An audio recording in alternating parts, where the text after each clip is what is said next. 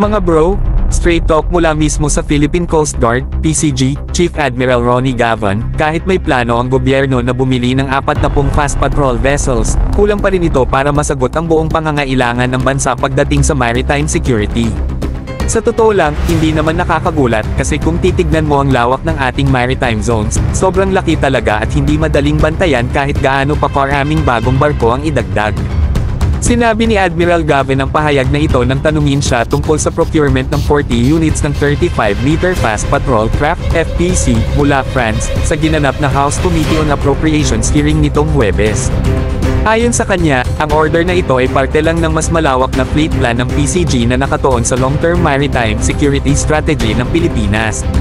Ang 40 patrol craft na ito ay malaking tulong, mga bro, dahil swak sila sa shallow water patrols, interdiction operations, search and rescue, at anti-smuggling missions.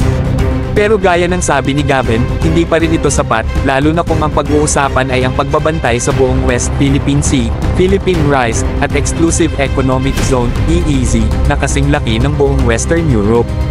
Isipin mo, isang napakalaking dagat, tapos 40 lang na barko ang magro-roam. Malinaw na kailangan ng mas comprehensive na plano. Magandang insight ito kasi ipinapakita na ang PCG ay hindi lang basta tumatanggap ng order, kundi may malawak na fleet development roadmap. Sa madaling salita, strategic ang tingin nila, itong 40 fast patrol craft ay first step lang. Ang tunay na target ay mas malaking balanced fleet na binubuo ng mas maraming OPVs, multi-role response vessels, at specialized ships na kayang humarap sa iba't ibang threats at missions.